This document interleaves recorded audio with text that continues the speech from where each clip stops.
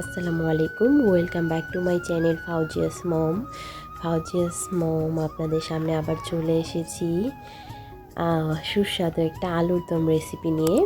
আর আলুর দম তো সবাই খুব পছন্দ করি কম বেশি।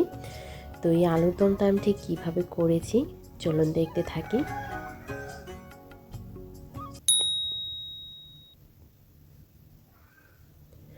আমি আলুর দমটা করার জন্য এখানে আমি 8টা মাঝারি সাইজের নতুন আলু নিয়েছি, আর নতুন আলুর খোসাগুলো ছাড়িয়ে নিয়েছি।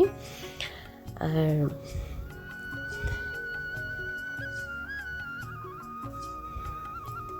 আলুগুলো ছাড়িয়ে নিয়ে আমি প্রেসার কুকারে সেদ্ধ করে নিয়েছি। এবারে আমি একটা কড়াই বসিয়েছি, আর কড়াইয়ে আমি 1/3 কাপ সরষের তেল দিয়ে দিয়েছি। আর তেলটাতে 2টো তেজপাতা চিড়ে দিয়েছি, আর দিয়ে দিচ্ছি 2 টুকরো দারুচিনি, 2টো লবঙ্গ আর 2টো এলাচ ফাটিয়ে। এবার এটা যখন একটু গরম হয়ে গিয়েছে, ঠিক সেই সময় আমি এখানে দিয়ে দেব 1 কাপ পেঁয়াজ কুচি। আপনারা চাইলে এই ক্ষেত্রে পেঁয়াজ বাটাটাও ব্যবহার করতে পারেন, 1/2 কাপ পেঁয়াজ বাটা। তো আমি পেঁয়াজ কুচিটা দিয়েছি। শীতকালে কিন্তু আলুর দম আর লুচি খেতে দারুণ লাগে। তো আজকে আমি খুব সুস্বাদুভাবে একটা আলুর দম করার চেষ্টা করছি আপনাদের জন্য। এবারে পেঁয়াজটা যখন একটু নরম হয়ে গিয়েছে, ঠিক সেই সময় আমি আদা রসুন বাটা দিয়ে দিয়েছি 1 টেবিল চামচ। 1 টেবিল চামচ জিরা বাটা দিয়ে দিয়েছি। এবারে আমি কাঁচা মশলাগুলো একটু ভেজে নিচ্ছি কাঁচা গন্ধটা দূর করার জন্য।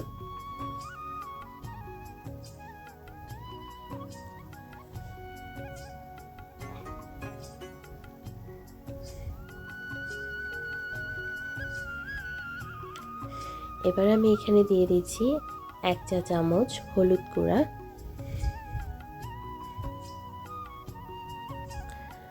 আর দিয়ে দিচ্ছি 1 চা চামচ মরিচ গুঁড়া। আর ঝালের পরিমাণটা আপনারা আপনাদের টেস্ট অনুযায়ী রাখবেন। 1 চা চামচ ধনিয়া গুঁড়া দিয়ে দিয়েছি। আপনারা চাইলে এই ক্ষেত্রে কাঁচামরিচের ঝালটাও ব্যবহার করতে পারেন, মানে কাঁচামরিচ বাটা দিতে পারেন। তবে আমি শুধুমাত্র শুকনো মরিচ গুঁড়া দিয়েছি, কারণ ছোটো বেবি খাবে তাই। তো আমি কিছুটা পানি দিয়ে দিচ্ছি মশলাটাকে কষিয়ে নেওয়ার জন্য। এবারে আমি মশলাটাকে খুব ভালো করে কষিয়ে নেব।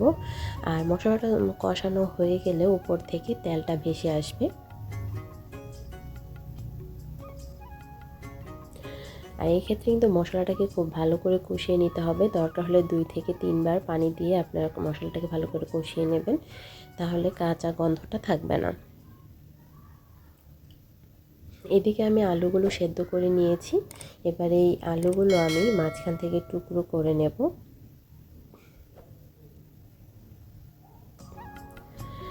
আমি মাঝখান থেকে টুকরো করে নিচ্ছি, কারণ হচ্ছে এতে করে ভিতরে মশলাটা ঢুকবে খুব ভালো করে। আর আপনারা চাইলে আস্ত আলুটাও ব্যবহার করতে পারেন। এবারে আমি আলুটা দিয়ে দিয়েছি, আর মশলাটার সঙ্গে খুব ভালো করে মিশিয়ে আমি কিছুক্ষণ ভেজে নেব মশলার সাথে।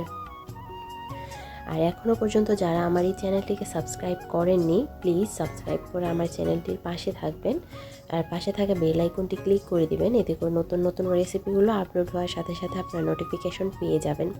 আর অলরেডি যারা সাবস্ক্রাইব করে আমার চ্যানেলটির পাশে রয়েছেন, আমাকে সাপোর্ট করছেন, তাদেরকে অসংখ্য অসংখ্য ধন্যবাদ আমাকে সাপোর্ট করার জন্য। আর এখানে আমি টেস্ট অনুযায়ী লবণ দিয়ে দিচ্ছি। লবণটা দিয়ে আমি ভালো করে মিশিয়ে নেব।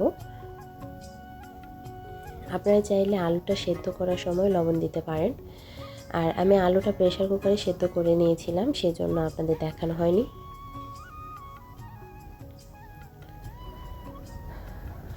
এবারে আমি কিছুটা পানি দিয়ে দিচ্ছি। আমি 1/2 কাপ পরিমাণ পানি দিচ্ছি। পানিটা দিয়ে আমি মশলার সঙ্গে খুব ভালো করে মিশিয়ে নিয়ে ঢাকা দিয়ে দিব একটু ফুটে ওঠার জন্য। আর এটা একদম মাখো মাখো করে তারপর আমি নামিয়ে নেব।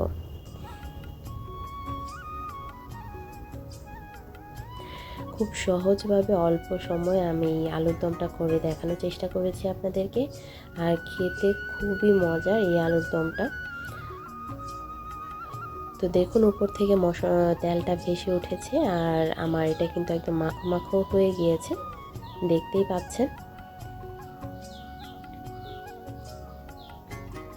এবারে আমি নেড়ে চেড়ে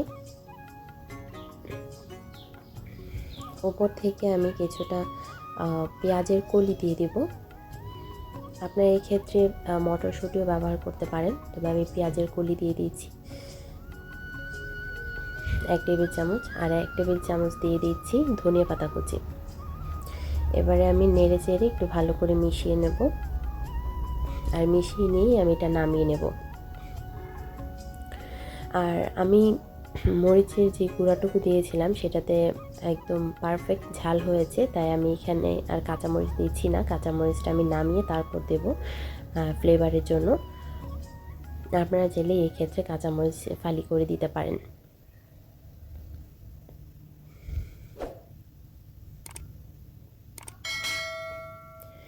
হয়ে গেল আমার আলুর দম। তো আমি নামিয়ে নিচ্ছি আর দেখিয়ে দিচ্ছি আপনাদেরকে গরম গরম ধোয়া ওঠা আলুর দম। আর শীতের সন্ধ্যায় যদি এরকম আলুর দম আর লুচি হয় বা পরোটা বা রুটি হয়, খেতে কিন্তু জাস্ট জমে যাবে। আর এই আলুর দমটা দেখতে ঠিক যতটা সুন্দর, খেতেও ঠিক ততটাই মজার ছিল, খুবই মজার। আশা করছি আমার এই আলুর দমের রেসিপিটা আপনাদের কাছে ভালো লাগছে। আর যদি ভালো লেগে থাকে প্লিজ লাইক কমেন্ট শেয়ার করতে ভুলবেন না, বেশি বেশি করে শেয়ার করে দেবেন, অন্যের উপকারে আসবেন। আর সাবস্ক্রাইব করে যাওয়ার জন্য অনুরোধ রইল। তো ধন্যবাদ সবাইকে তখন আমার ভিডিওটা দেখার জন্য। ভালো থাকবেন সবাই, আল্লাহ হাফেজ।